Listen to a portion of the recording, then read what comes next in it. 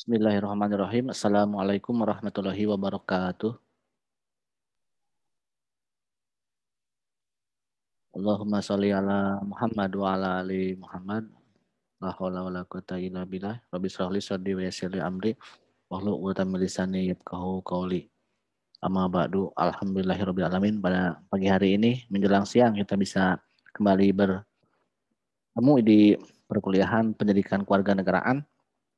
Mudah-mudahan ini sudah menjelang akhir-akhir perkuliahan ya. Tapi tidak membuat semangat kita, semangat kalian semua itu luntur ya. Ya. Tetap semangat, tetap jaga stamina, jaga kesehatan ya. Oke, seperti biasa karena mekanisme metode perkuliahan sudah kita siapkan dari awal ya, jauh-jauh sebelumnya. Sehingga untuk mengawali perkuliahan saya serahkan aja ke kelompok HAM ya, kelompok 8. Zam-Zam di sini, Mujamil sudah hadir. Jam-Jam, Isna, Maulida. Ini C ya. Kelas B siapa? Ya. Kelas C ya. Kelas C saya kelas B yang mana nih? Tautannya saya belum lihat. Coba tadi kirimkan ya tautannya. Oke lah, biar waktunya efektif saya serahkan aja ke kelompok yang bersangkutan. Saya sementara nonton dan nanti menyimak, memperdalam, membahas materi yang Anda diskusikan. Oke, silakan langsung aja. Siapa moderator? Baik. Iya Pak, saya. Oke, lanjut ya. Baik, terima kasih kepada Bapak Adi Saputra yang telah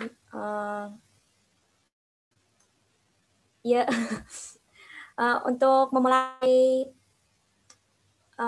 diskusi kali ini, mari kita mulai dengan ucapan Bismillahirrahmanirrahim.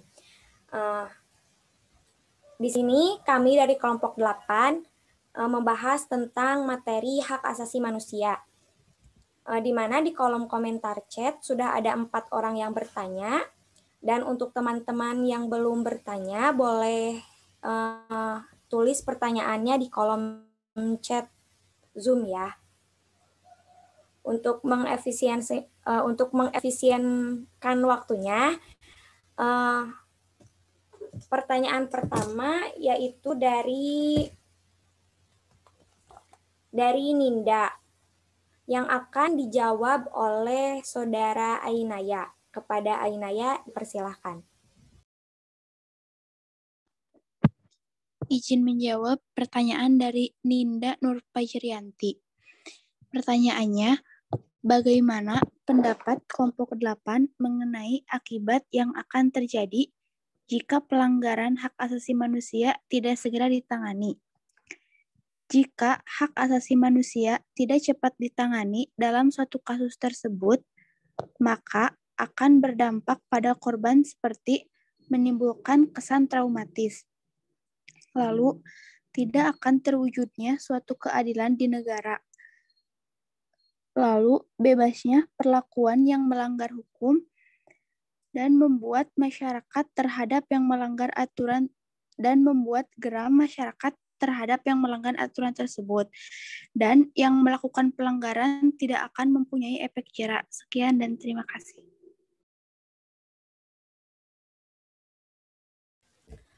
Terima kasih kepada Ainaya yang telah memberikan jawabannya. Untuk Ninda, apakah cukup jawabannya atau? Ya, sudah cukup.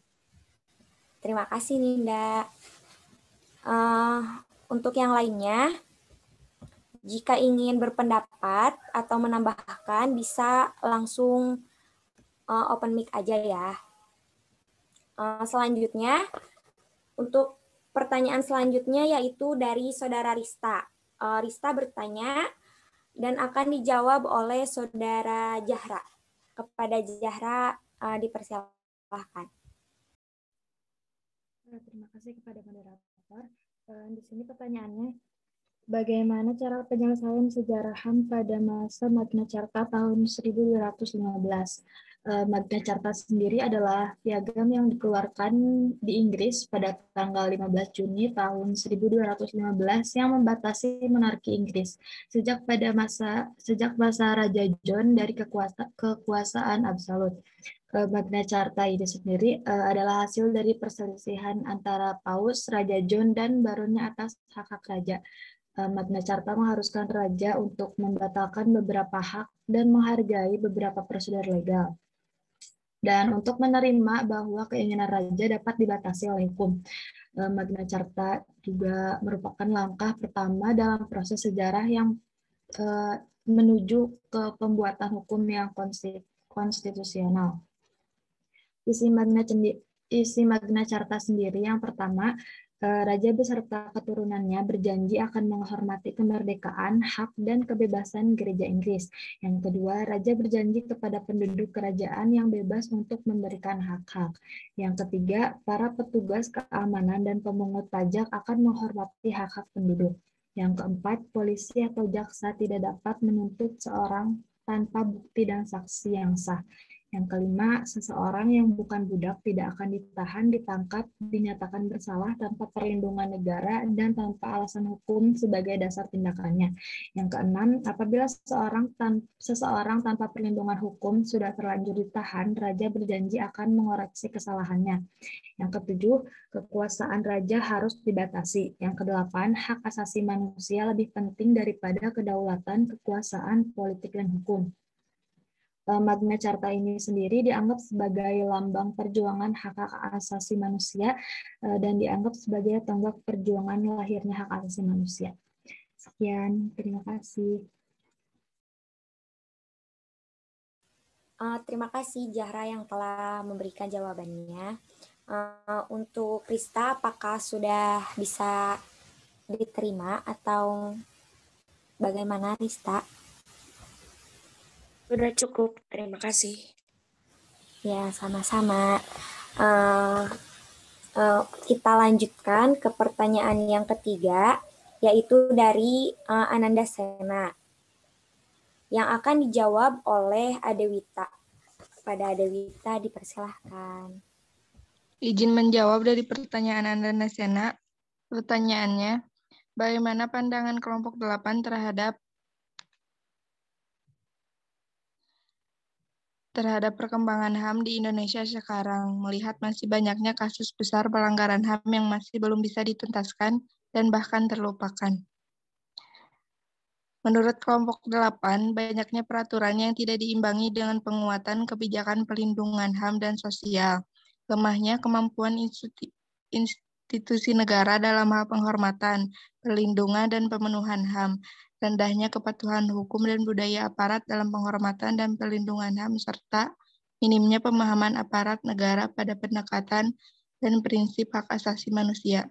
Sekian, terima kasih. Terima kasih kepada Adewita yang telah memberikan jawabannya. Apakah Ananda Sena mengerti atas jawaban dari Adewita?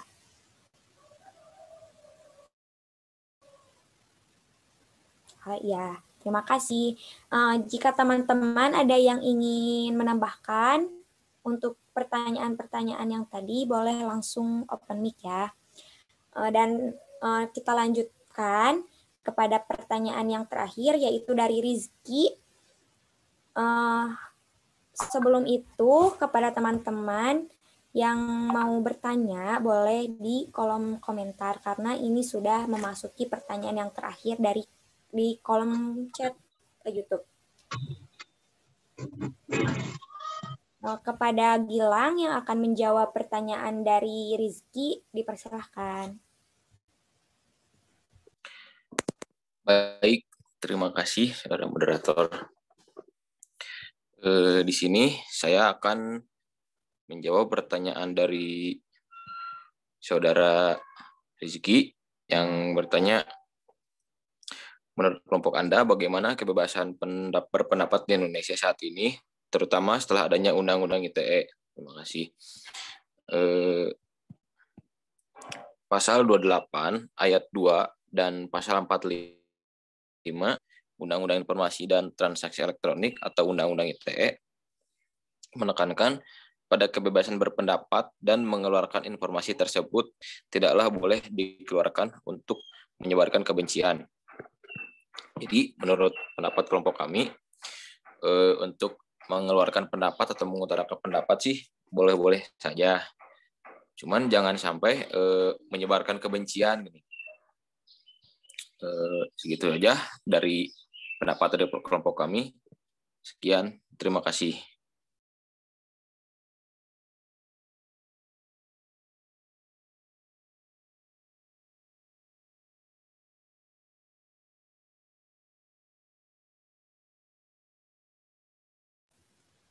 Terima kasih kepada Gilang yang telah memberikan jawabannya. Kepada Rizky, apakah kurang jelas atau mungkin belum jelas? Terima kasih Rizky. Karena pertanyaannya sudah habis, apakah teman-teman mau ada yang bertanya lagi? Izin bertanya, moderator. Boleh, Bayu. Baik, saya ingin menanyakan mengenai masalah HAM. HAM ini kan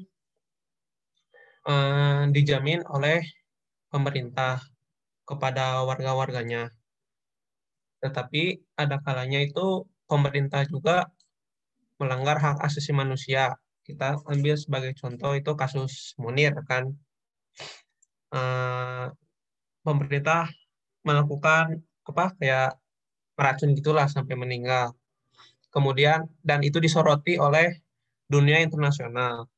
Dan juga baru-baru ini ada kasus di Rusia itu aktivis Rusia Alexei Navalny juga dia diracun di pesawat, tetapi untungnya dia masih hidup dan itu juga masih mendapat sorotan dunia internasional. Nah, apakah ada dampak suatu negara jika suatu negara melakukan pelanggaran HAM? Pertanyaannya adalah gimana ya? Apakah ada dampak yang ditimbulkan dari suatu negara yang melakukan pelanggaran HAM di dunia? Gimana ya? Ya mungkin saya bisa mengerti pertanyaan. Oh, bukan gini. Gimana? Enggak, gini. Misalkan Indonesia melanggar HAM. Adakah Indonesia hubungan dengan negara dunia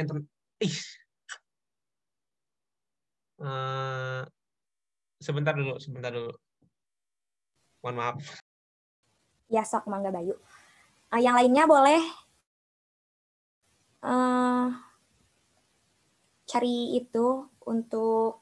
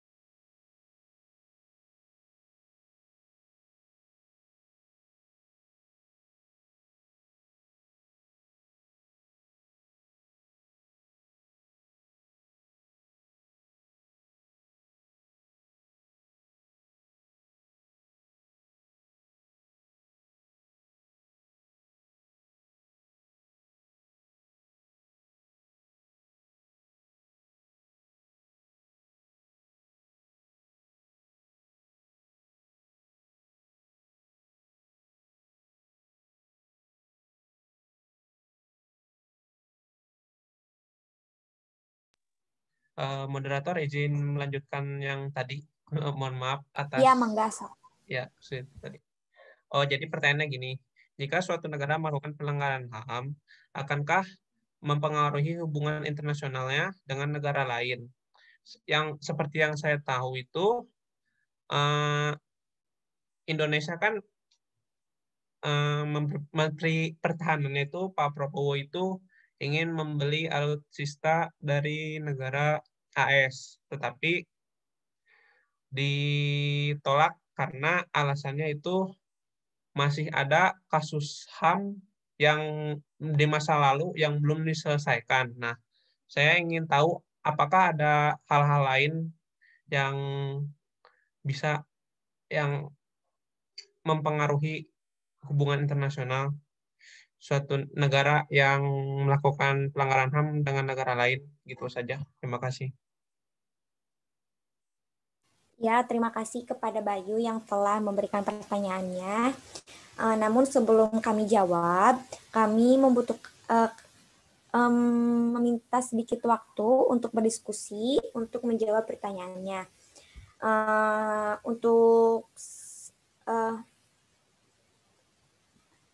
Dan ya, teman-teman yang lain jika ingin ikut menjawab pertanyaan dari Bayu tadi, boleh langsung open mic ya. Dan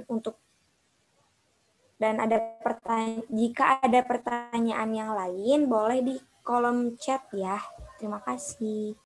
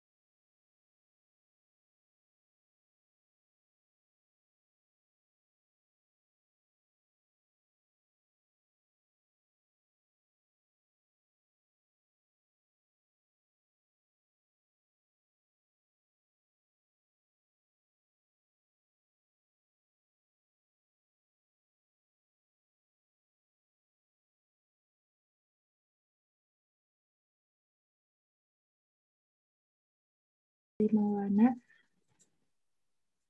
Pertanyaannya bagaimana tanggapan kelompok Anda mengenai kasus HAM tahun 1998 yang belum terselesaikan?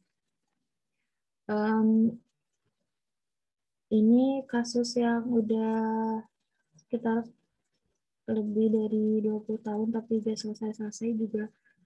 Pemerintah juga memutuskan untuk menyelesaikan kasus ini secara non-yudisial. Alasannya karena pencarian fakta, bukti, dan saksi atas kasus tersebut sangat sulit dilakukan gitu. Jadi harapan saya sendiri juga berharap semoga kasus ini cepat selesai. Namun pemerintah memutuskan menyelesaikan secara non-yudisial. Terima kasih.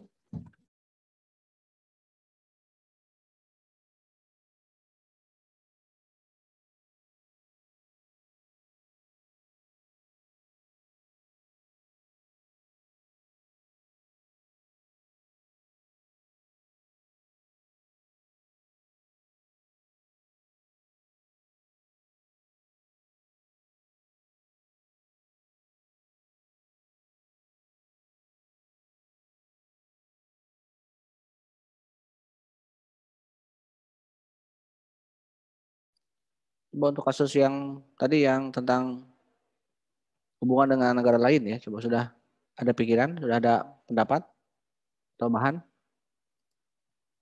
Belum sih. Berarti teman-teman yang lain ini pada bangun yang lainnya? Ada, Pak.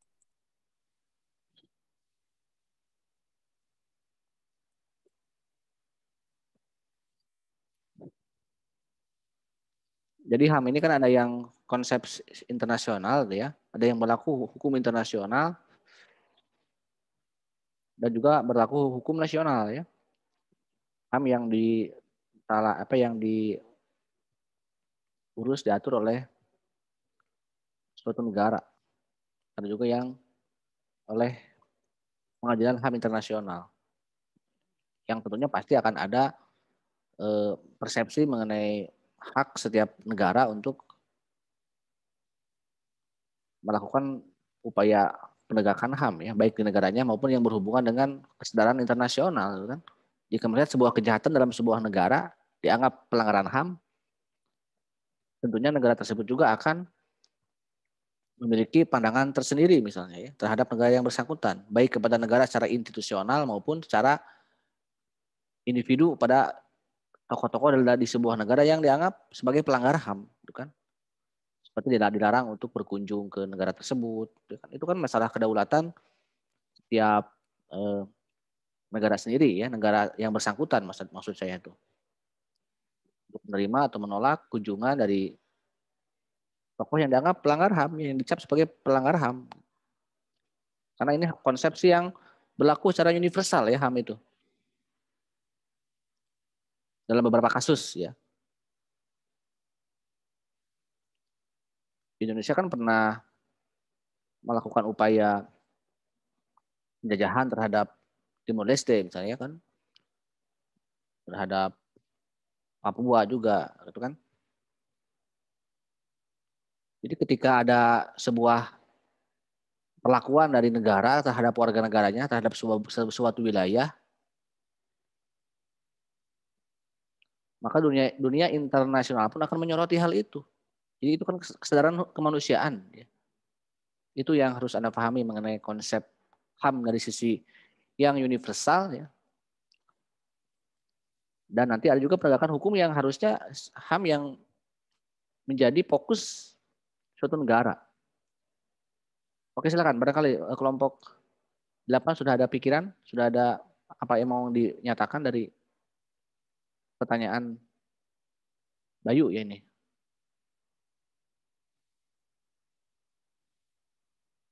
Bahkan ini ada pertanyaan Haikal ya, yang baru nih, coba Anda lihat ya. Coba teman-teman juga bisa ikut nimrung ya di ini diskusi bukan tanya jawab ya.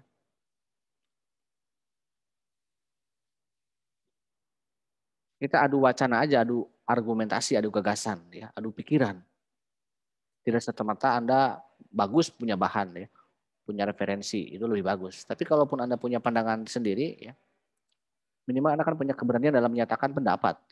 Tadi kan ada pertanyaan mengenai menyatakan pendapat. Ini ruang kuliah ya, ini bukan ruang publik. Jadi kalau ada apa-apapun yang kita diskusikan ya, itu tanggung jawab saya aja. Nanti kalau nanti ada apa-apa misalnya, saya sendiri mungkin yang akan berhadapan dengan orang yang tidak setuju dengan apa yang kita bicarakan di sini. Gak apa-apa ya. Kita belajar di sini ya, untuk berargumentasi.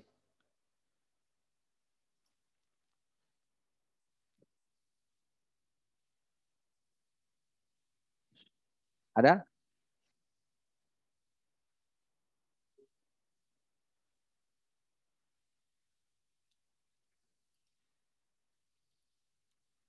Oke. Mungkin saya akan masuk dulu ya, sambil Anda ikut, mudah-mudahan bisa memancing pikiran Anda juga ini yang masih belum connect mungkin ya di perkuliahan ini. Barusan sudah saya uraikan ya mengenai konsep HAM yang memang ini sangat universal ya, yang menyangkut bukan hanya satu negara, tapi kan semua negara di sini kan dihuni oleh manusia ya. Ini konsep humanisme, kemanusiaan. Jadi tidak melihat negaranya, tidak melihat ras, agama, bahasa, manusia gitu. Yang telah lama diperjuangkan ya, tadi tentang Magna Carta ya. Memang diawali oleh adanya batasan kekuasaan ya, karena memang adanya konsepsi HAM ini diawali oleh perjuangan manusia, rakyat, kaum-kaum tertindas kepada penindasnya karena raja. Sehingga dalam memasuki era modernisasi, dalam mengelola sebuah negara itu ada jaminan konstitusi, ada hukum yang mengatur ya, suatu negara, yaitu konstitusi kalau hukum dasarnya. Kita pun kan telah membahas konstitusi di materi sebelumnya. Di mana dalam isi konstitusi itu ada 3, paling tidak kan, ada batasan kekuasaan, ada pembagian kekuasaan, dan ada jaminan hak asasi manusia. Karena memang manusia pada intinya kan, jadi sebuah negara itu dianggap telah menjamin, telah konstitusional kalau punya 3 itu dalam aturan dasarnya. Batasan, bagian, pembagian, dan jaminan HAM. Ya.